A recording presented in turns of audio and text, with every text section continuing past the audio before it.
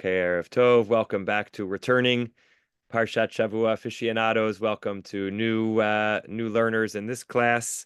I'm excited to start a new cycle with all of you and to pilot some new Parshanim whom we have not learned together. Kicking off with Rav Amnon Bazak for Chumash Breshit, and I think here we're going to see something fairly different than the formats we've encountered in the past, maybe not that different than some of the styles we've encountered in the past, but fairly different in format in the sense that we're going to be looking at pretty short comments, each one maybe 1 to 2 pages, and we'll try to look at a handful of them over the course of our 45 minutes, 45 plus minutes together. Rav Bazak is a Gemara Rebbe and Tanakh teacher at Yeshivat Har Etzion at Gush. For those who saw the very achingly powerful film Serving on All Fronts about the participation of Yeshivat Har Etzion and Migdal Oz students and faculty and alumni on and since October 7th. He's featured in there a little bit. He was a Rebbe of Yakir Hexter and David Schwartz, Zichronam Livracha, a Chavruta pair who were alumni of Yeshivat Har Etzion who were killed in battle a number of months ago in Gaza, and he was their Rebbe, and he speaks a lot about the experience of, being a Rebbe of students who fell in Gaza, and it's very powerful and emotional. You see how deeply connected he is to his Talmidim and the kind of person that he is. He always stood out to me when I learned in Gush, just a unique kind of figure, and his very, very always was sort of touted amongst the Rebbeim as someone very, very clear in his thought and explanation. And his approach to Tanakh is that way. He has published volumes on some of Nevi'im Rishonim, I think on Melachim and others. And this volume is a collection of his weekly Parsha comments that appear in, the various kinds of Parsha bulletins that are distributed around in Israel, the Alonei Shabbat. So these are really meant for a popular audience to be short, accessible, kernels of Torah. And his approach is a very pshat-oriented approach. He comments on that in his short introduction. What we have now, what we're going to be learning from, which is called Starting Point, is a second edition English translation of collected volumes of his little insights on the Parsha, called originally in its Hebrew, Nekudat Pticha, starting point. And he had 2 or 3 on each Parsha and then added and developed. And this one has about, 7 or so on each Parsha. We will do most, but probably not all on any given week. But it'll give us a chance to get a feel for his style, as well as to get, rather than what we've done on many other Chumashim and years where we get a deep dive into one topic, here we'll get a few sparks on different topics. But we'll follow our usual approach of kind of read through, and then I'll make some brief comments along the way, and then open up for any discussion or reactions. We're going to take a moment with his introduction, just to see how he frames his sort of his approach. So here in the introduction, he talks at the beginning about, as much as the Chachamim we associate with, with Midrash, with homiletical interpretation of the Psukim, but they also deeply appreciated Pshat.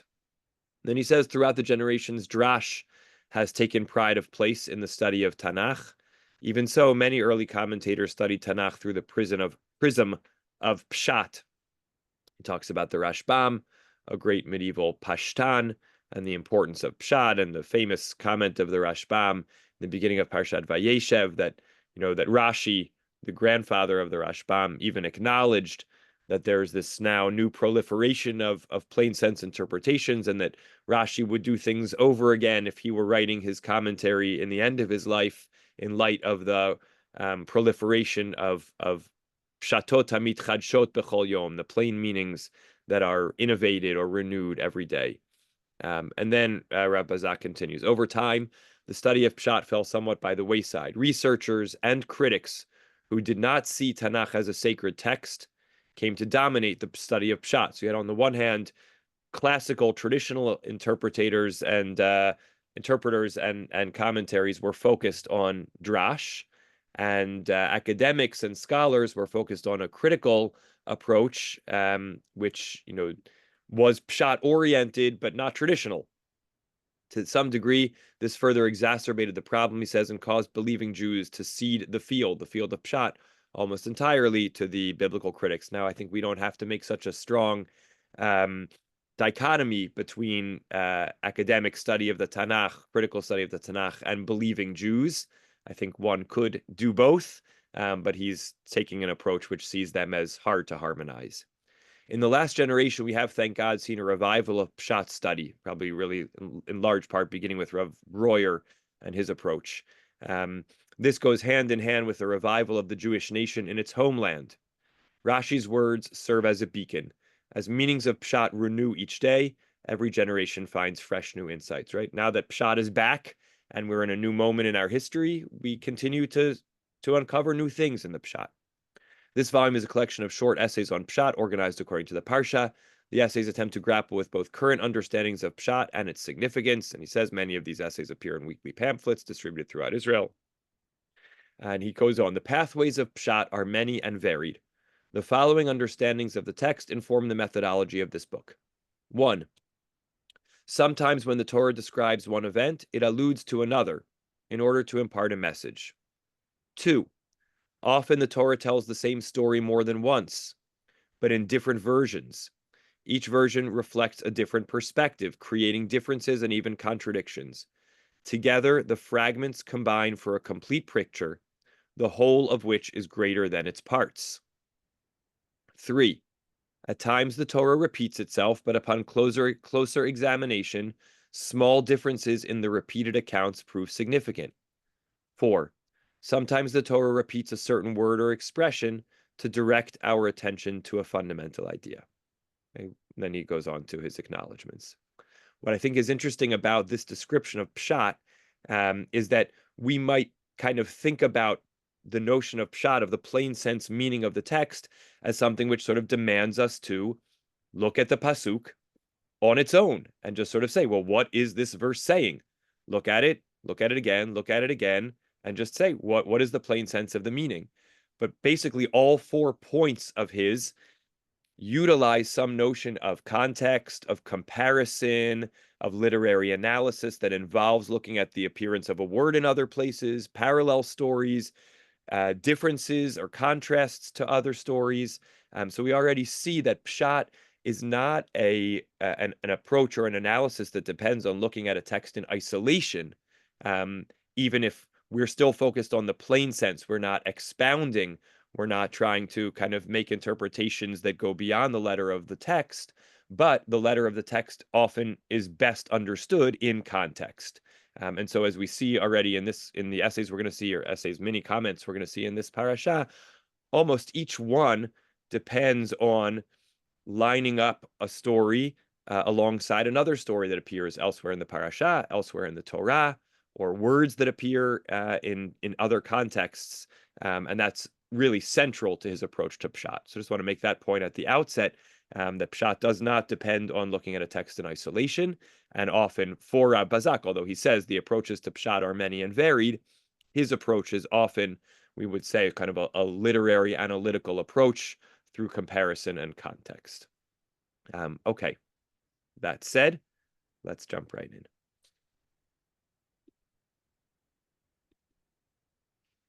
Noah's Ark and the Ark of the Covenant. In the email that some of you received who are already on the class list, and I'm going to jot down those who've joined us who might not be on the class list to make sure you get not just the regular Bayit emails, but our targeted Bayit emails, which will have the week's essays in advance and any other notes about scheduling and things like that. I'll make sure you get those.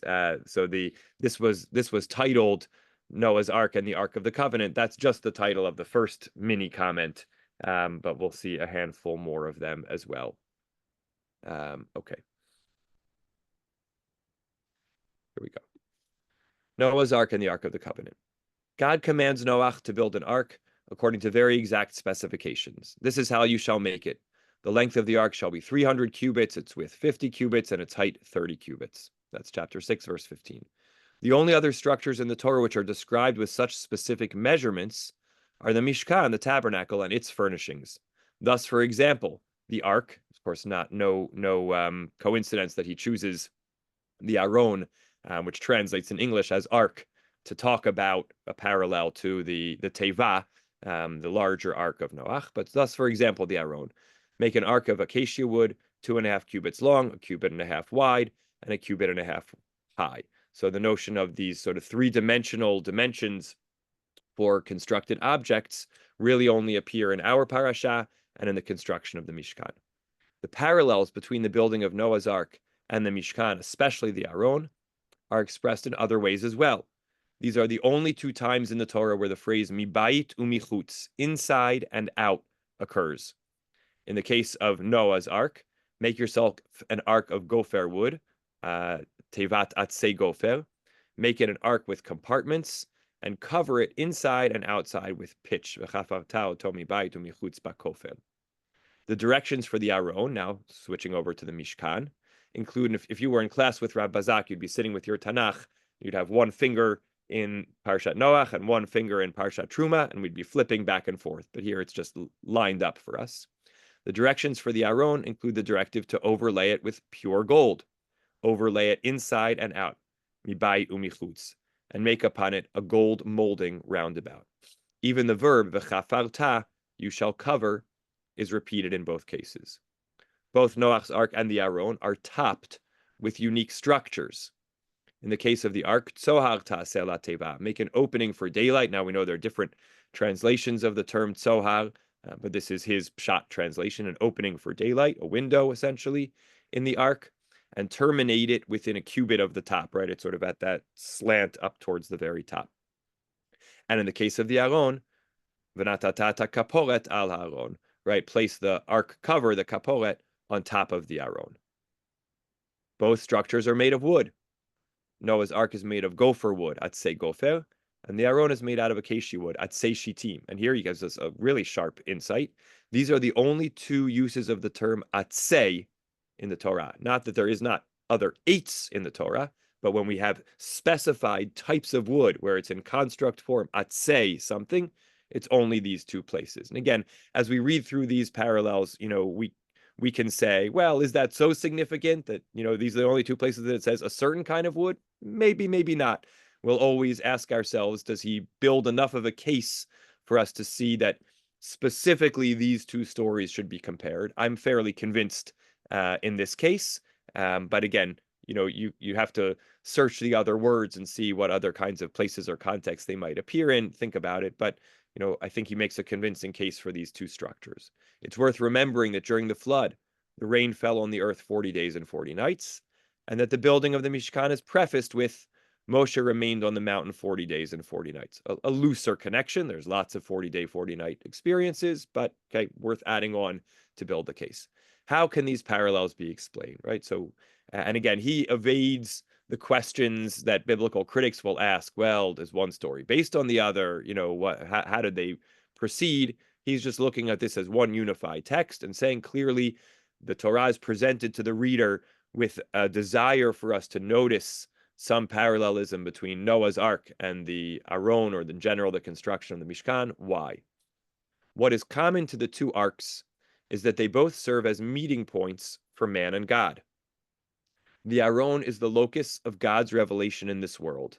And let them make me a sanctuary, vasu mikdash v'shachanti b'tocham, that I may dwell among them. And vasu Aron, they should make an ark. Elsewhere, the directions are you shall make in vasita, in singular. So there's something to the Aron in particular within the Mishkan that it's this collective project for collective meeting between the Jewish people and God. God concentrates God's presence, as it were, into a small physical space. As King Shlomo says in dedicating the first Beit HaMikdash, right, the successor to the Mishkan, but will God really dwell on earth? Even the heavens to the uttermost reaches cannot contain you, God. Right? How much less this house that I have built. Right? So it defies comprehension, but in some way, the Mishkan or the Beit HaMikdash is the place on earth in which God concentrates God's presence. Noah's Ark also acted as a meeting point, but there it was humanity that was condensed. I think this is a really interesting kind of visual, right? It's not that God condenses God's presence into one place where then human beings come from all over, but the ark is actually the concentrated presence of the only humans left in the world. They're all in one location, and God may be everywhere, but the meeting point is done by bringing everyone to one place, all people, as opposed to condensing or concentrating God's presence. Noah's Ark also acted as a meeting point, but there was humanity that was condensed. Only a few saved souls, the remnant of humankind, were present. In both cases, the contraction allowed for contact between humans and their creator. By the way, just to say about this, as we read, I reach a moment where I sort of say, like, well, now this already sounds like a drasha, right? But his point is, this is the plain sense of the text. The Torah could have told the story of Noah's Ark any way it wanted. It chose to tell the story in parallel to the way it tells the story of the construction of the Mishkan, so that without having to use so many words, without having to say, and this ark will be a locus for the meeting of man and God, a place where humans will condense their presence to encounter their creator, it's alluded to by the literary parallelisms, right? So while it sounds a little bit sermonic, what he's saying is this is why the story is told in this way, in order for us to understand this additional layer, which is itself the pshat.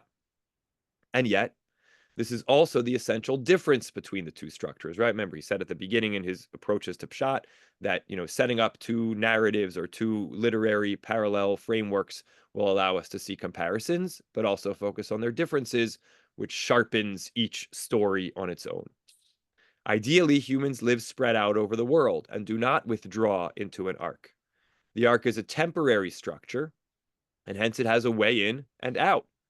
Put the entrance to the ark in its side. Petach hateva b'tzidat tasim. When the flood ends, the people will leave the ark. They will develop and repopulate the world anew. Be fertile and increase, pru'urvu miluat haaretz, in chapter 9, verse 1, when Noach comes out of the ark. In contrast, the Ark of the Covenant, the Aron, has no openings. The tablets that are placed inside are meant to stay inside forever. The kaporet never comes off.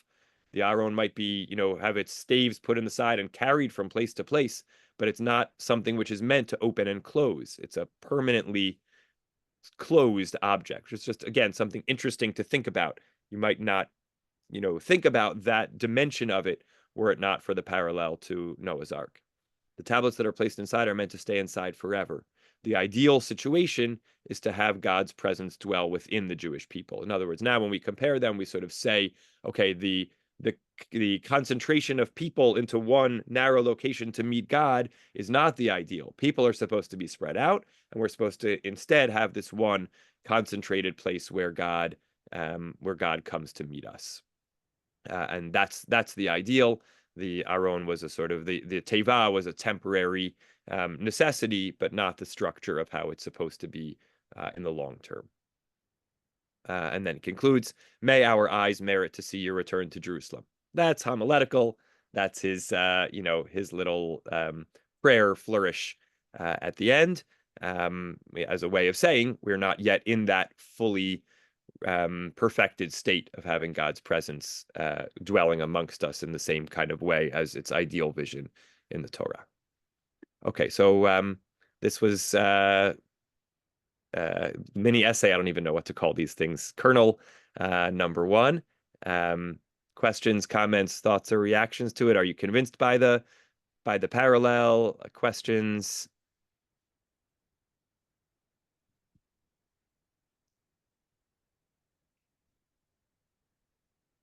Okay, great. You can always use the chat. Raise a hand. Yeah, Marjorie, please. I just find it really interesting that, I mean, he is a contemporary Parshan, you said, right? Yes. Yep. Alive today.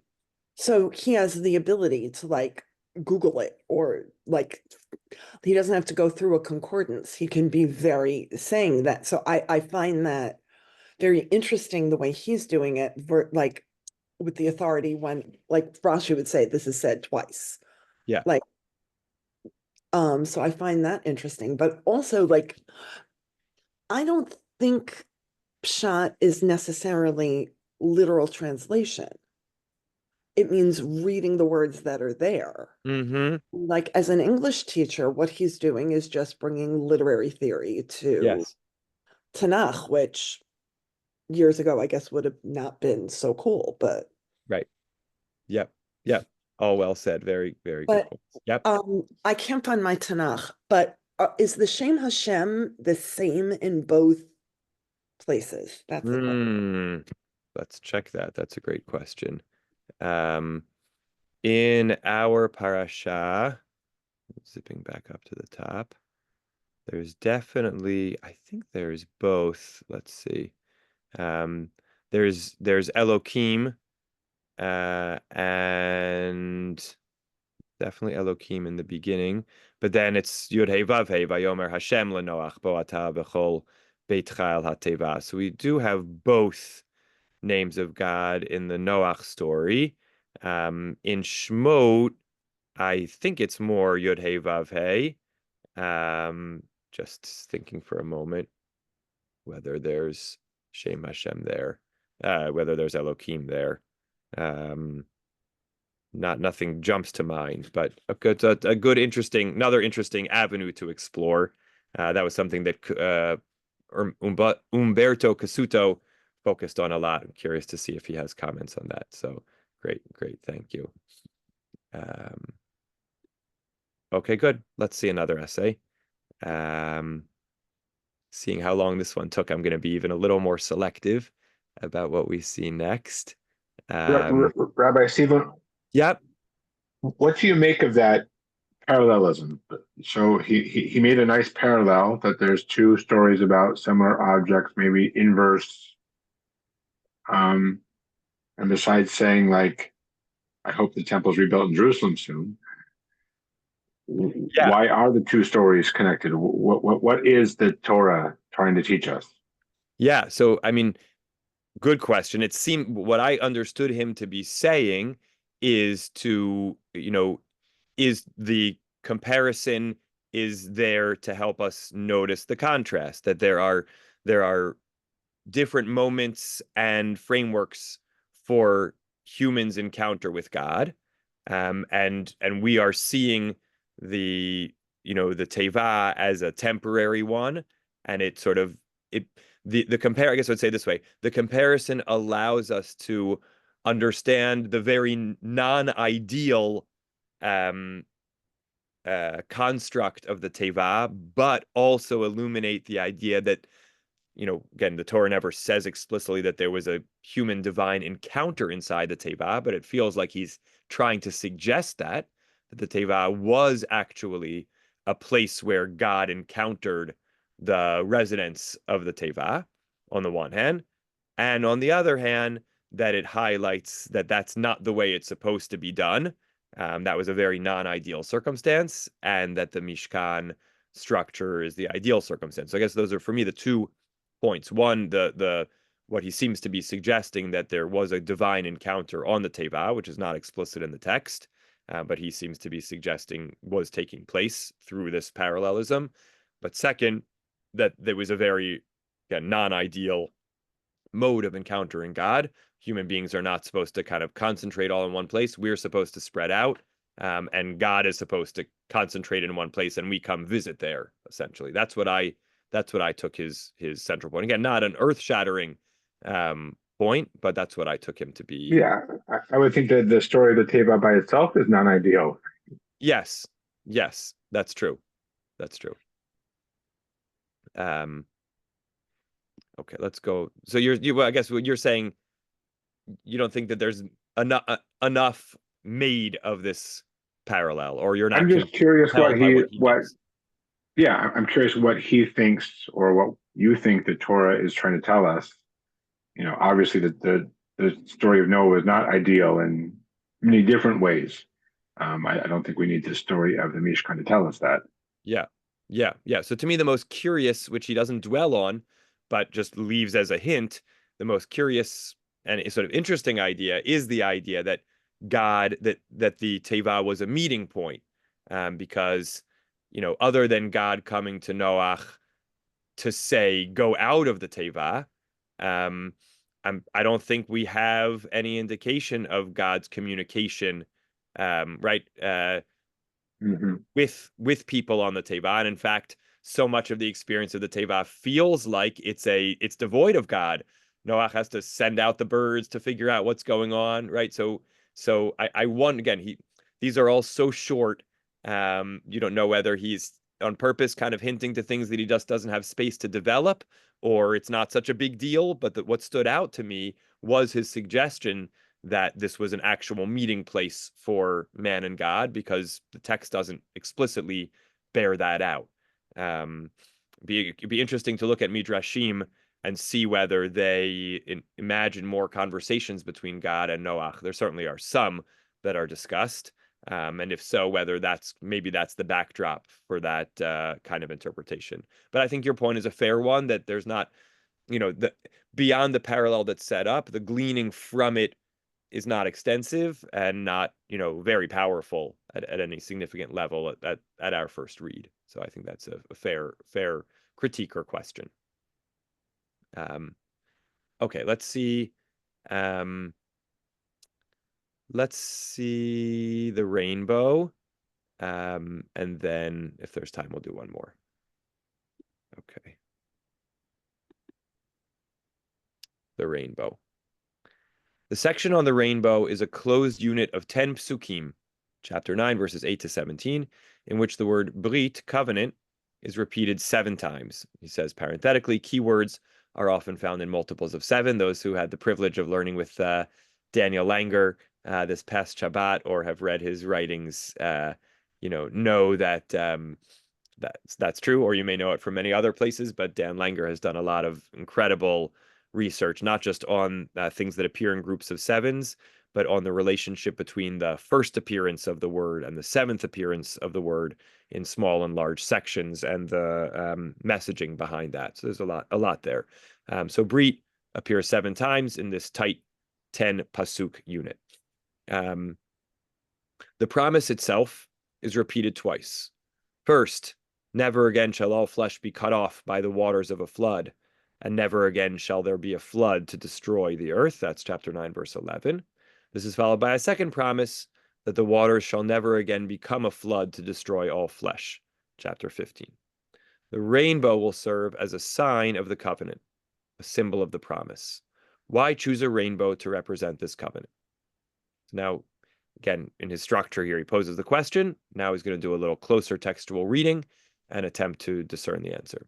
It's worth noting that in this section, the word keshet, bow, never appears on its own.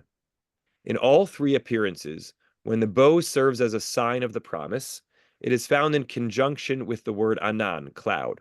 I have set my bow in the clouds, at kashti natati ba'anan, and it shall serve as a sign of the covenant between me and the earth.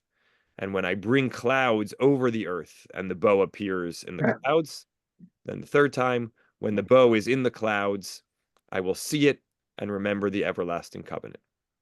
That is, the covenant is not signified only by the rainbow, but by its appearance in the clouds. Now, the thing we're going to have to kind of wrestle with here as he develops his interpretation is, well, where else would the rainbow be?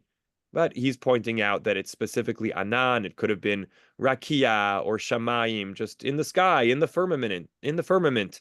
But there's this particular notion of the rainbow being in the clouds. And again, to me, this is something I have read many times in my life and never paid close attention to. So for just the noticing itself, it's worth it. And then we'll see what he does with it. Second point, the rainbow is referred to as my bow, kashti. It is not just any bow, it is God's bow. And what does that mean? In other parts of Tanakh, we see the bow as God's weapon. For example, I have drawn Yehuda taut and applied my hand to Ephraim as a bow. And God bent God's bow like an enemy in Eicha, among others. There, God is aiming God's bow at the Jewish people, frighteningly enough. Arrows, too, are God's weapons. See, for example, different things from Ha'azinu here in chapter 32 of Dvarim 23 and 42. In our Parashah, it seems that the bow symbolizes God's force in bringing the flood. The rains may be considered the arrows aimed at the earth. Okay, so just an interesting image for us to think about. the flood waters were sort of God shooting rain arrows down. We know that arrows are God's weapons and that God uses God's bow sometimes to do harm. So we can kind of picture the flood, which came not down from the sky and up from the waters below, but certainly the part coming down from the sky was God shooting God's rain arrows down from God's bow in the sky. In light of this, the sign here is not the bow, but rather the fact that it is placed in the clouds.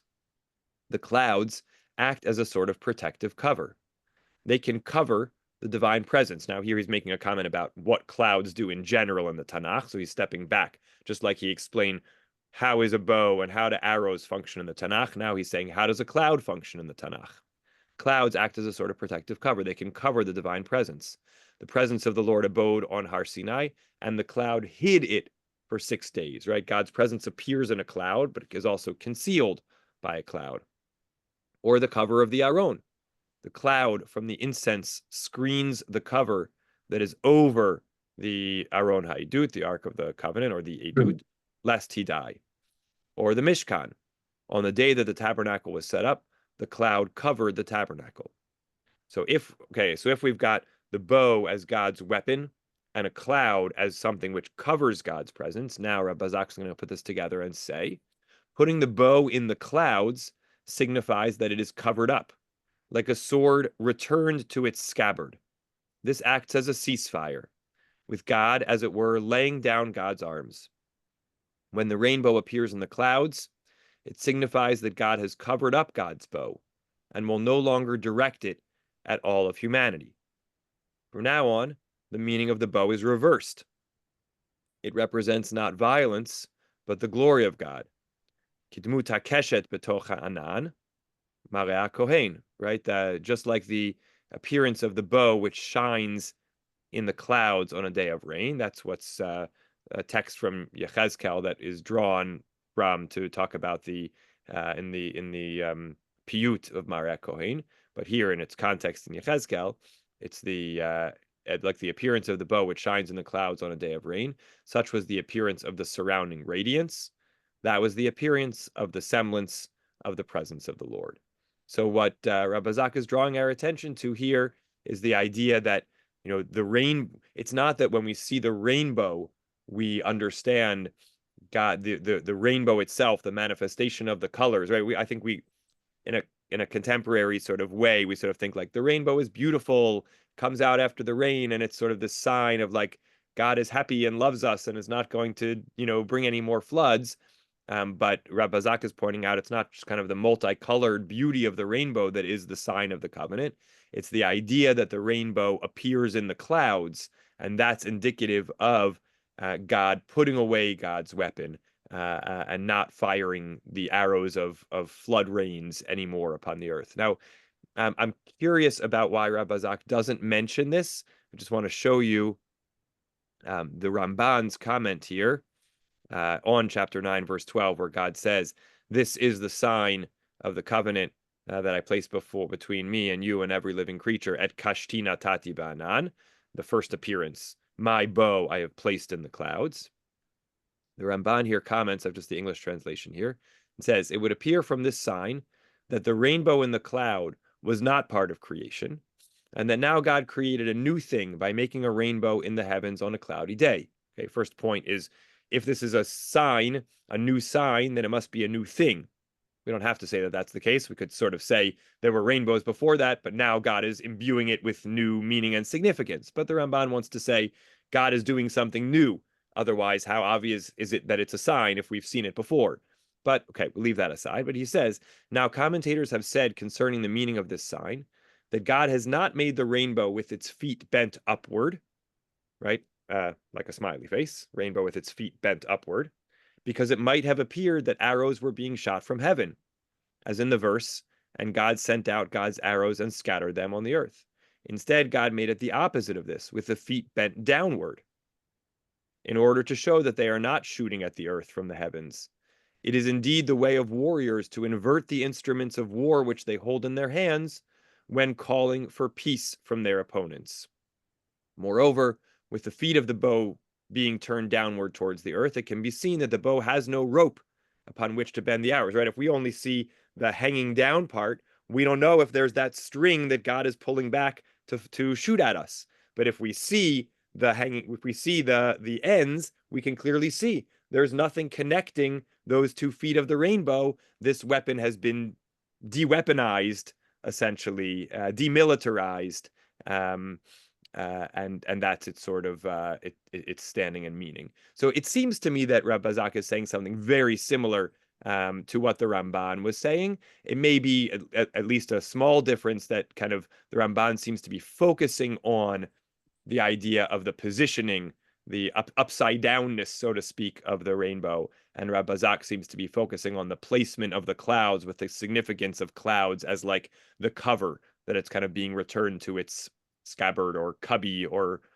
whatever you store, your the little sack over the back that the bow is being stored in. So maybe a slight different emphasis on the symbolism, but the same basic idea that it's not the bow itself as a sign, but it's somehow the positioning or orientation of the bow that is emphasizing the God putting down God's hostility towards the earth.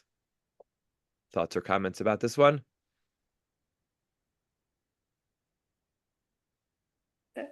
I like the idea that all the things in the heavens are named, except this wasn't even in the story. There's stars, there's a moon, there's a sun. Uh-huh. But where did this come from? Uh-huh. Right. Just meaning we haven't seen a keshet yet in creation. Right. Right. Is a keshet mean, and it must mean a lot of other things besides a bow, the weapon. I just wonder. I happen to be sitting next to my dictionary. That's convenient. We can just see if there's anything that jumps out here.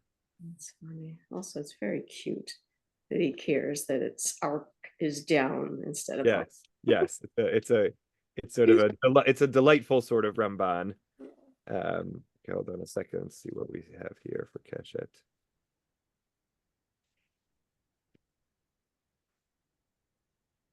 Bow. Bow, and bowman. Rare that a Hebrew word only needs to mean one thing. Yeah. Yeah, but it does really seem to have in the way BDB seems to take it, it seems to be very limited in its semantic field, as we say. But that would also give support to the Ramban saying it was created for this moment. Right. It's not used anywhere else. Right. It is for this moment, that's it. Right. I mean, it appears in many other places, but this is the first and only with this sort of meaning. Right, Yeah. but that it's not extrapolate, like Right. and maybe like the way things were named in Maseh Bereshit, it's being named here because, like, I forget, I'm sorry, who said it wasn't listed. Right. Someone said that there were stars, the moon, the sun, but no Keshet. Right.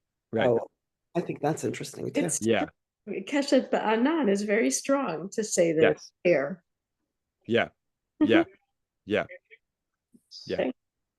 I wonder if this is the first appearance of Anan also. Did clouds gather before the flood? Let's see if we can answer that question quickly. Hold on.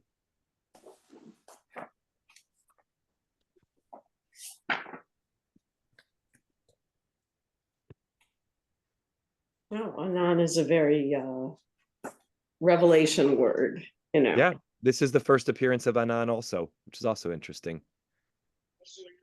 Yeah. We only have it here in Breshit chapter 9, and then we see it again in Shemot Yud Gimel with the cloud accompanying Bnei Israel out of Mitzrayim. So interesting.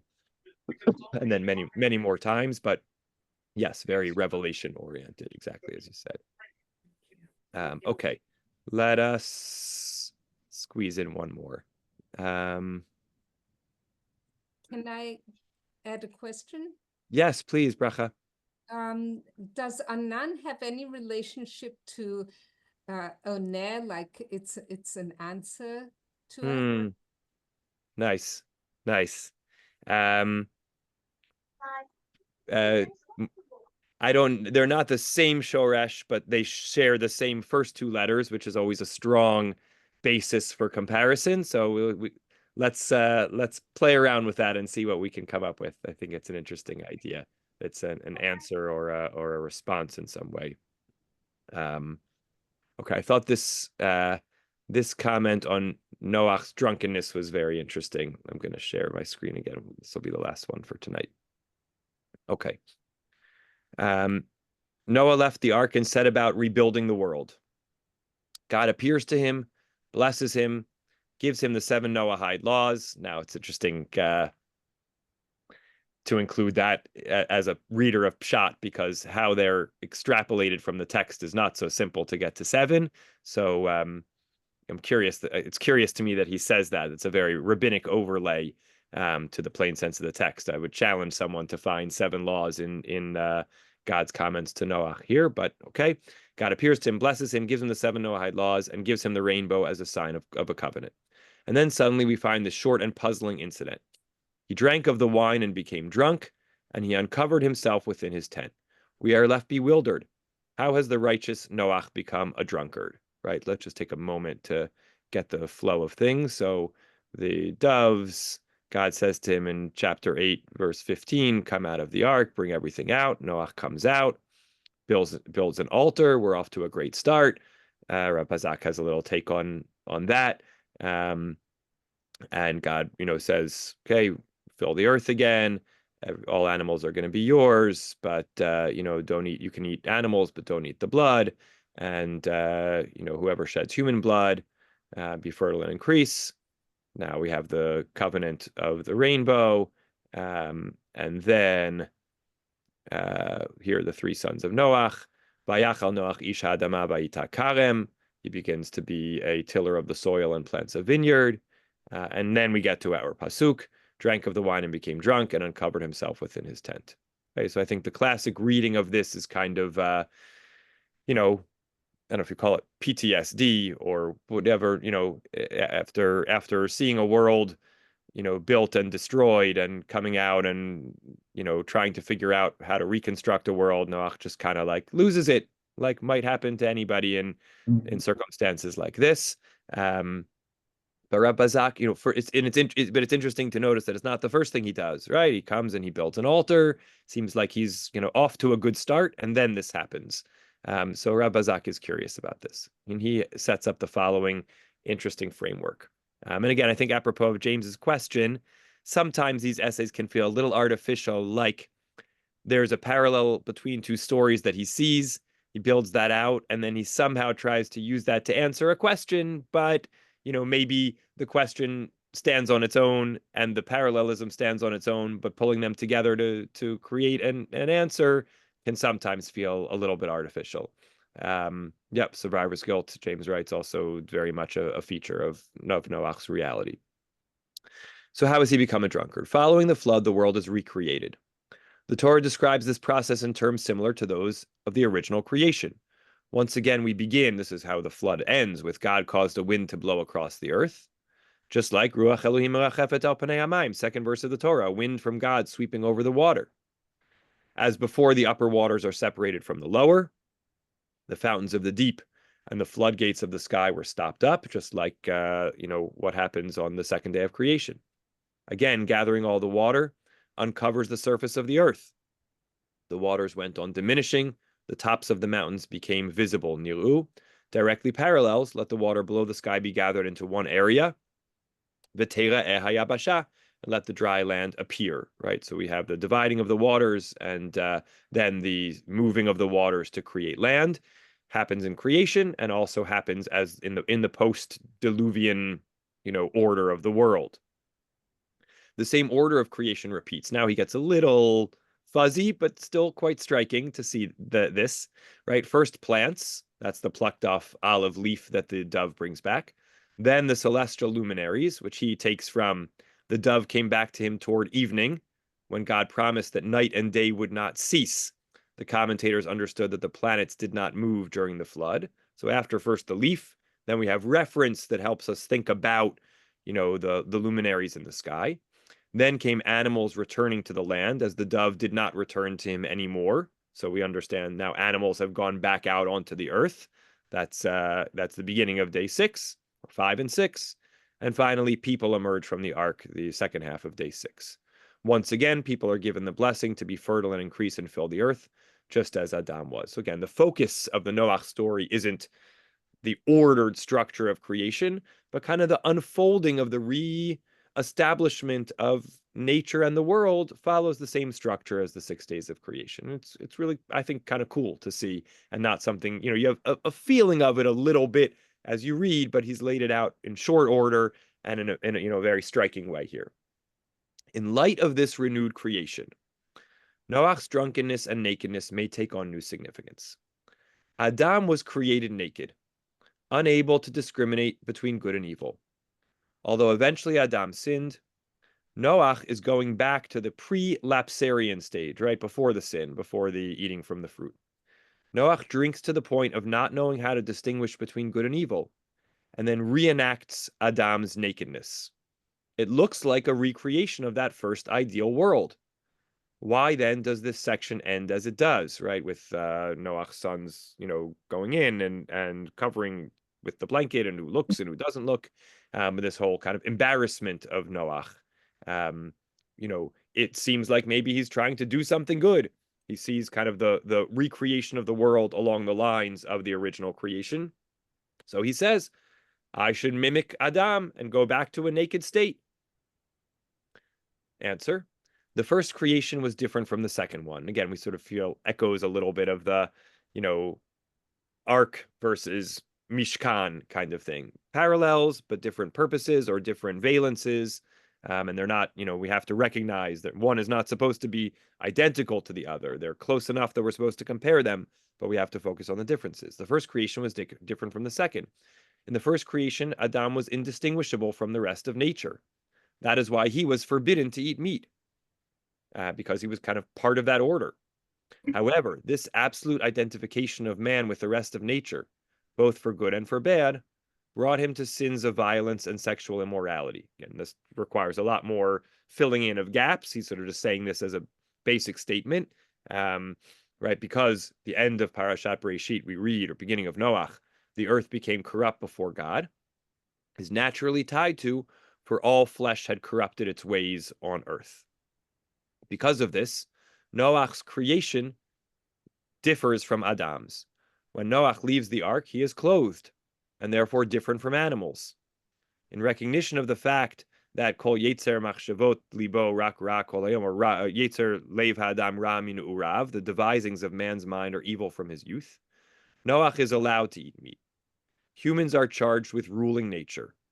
Therefore, it was inappropriate for Noach to try to go back to a purely natural state. Only by establishing themselves as separate from nature can humans move beyond their destructive instincts. So again, starts to move a little away from simple, straightforward pshat here, but what he's suggesting to us is that there was this important distinction between Adam, who was created to be indistinguishable from the rest of nature. That was the original vision, but it led to all kinds of problems of sinful, immoral behavior. That led God to say, okay, this isn't working. I need to actually differentiate humans from nature, place them in certain ways with authority and power over nature, and make accommodations to their instincts. But that then dividing line between humans and all the rest of nature has to be preserved. And the attempt of human beings to kind of go back to an animalistic, naked state is the wrong direction. And therefore, Noach sort of misunderstood that. Again, he's also reading here that the drunkenness was almost like intentional in order to revert, and the exposing of himself was kind of a desire to get back to a naked Adam state. That's like imputing a lot of intentionality to a Noach who might have just plain been drunk. So that's where I think the read becomes a little bit less plain and simple. But I think, again, what the two things I take from this little essay, the recreation of the world following in parallel to the creation of the world, and then the important distinction of Adam starting out as part of the natural order, whereas in the second round with Noach, there's this sharp dividing line between humans and the rest of creation. Just a quick, yeah, quick question. Number one, is there something implicitly sinful about being drunk? Because that's is something that the Darshan, the mentions in the how could Noah, who was righteous, engage in being drunk? It's in of itself. Is there anything that's I mean, it's frowned upon maybe, but it's not really sinful, I take it. I don't know. Yeah. The other question I had, and maybe you spoke about it in the past, is choosing to destroy the world by water. Was there a specific reason for that? I mean, we so often hear of Mida Keneged Mida, or things happening along those lines. I mean, the world could have been destroyed the way Sodom and Gomorrah were destroyed, or many other ways. What is it about the flood that was so singularly important in this case? Yeah. Okay, great. Let me try to briefly respond to both questions. It's not clear that drunkenness itself is immoral or wrong, but something about the uncovering of Noach's nakedness and whatever the text is opaque about this, whatever it was that Ham, his son, did to him when he was naked, that upset him when he awoke, seems to be kind of the problem. It's not inherently the drunkenness, but whatever immorality resulted. And then to the question of water, I mean, Rav Bazak doesn't comment on it. I don't think the Torah makes it clear. At some level, it seems like if what God in the narrative, if what God is saying is kind of creation failed, creation round one, or as it is in the Torah, failed, and I need to undo it and start all over again, it's sort of returning to the pre-creation state was the state of just water. And so, I mean, Rabbi Zak doesn't comment on it here, but in many ways, the flood is the undoing of creation. And then the post-flood world, that's what he's pointing out, is the redoing of creation. So it's the undoing of creation, and because the kind of uncreated world was this mass of water, so it's kind of the allowing the waters to overtake the world again, I think is what I would say as the reason. Thank you. Sure. Rome and Erva, kind of Sally commenting on the snake as a Rome, or just. Well, no, ki arumim hem. The word of the couple is. Yes. Is that the same word? You take the gotta be. Yeah, it's gotta be that Rome or Arum and Erva are the same root. Yeah. I don't think I've thought about that, but that seems must be true. Yeah. All right, great. Wonderful to have such a great group.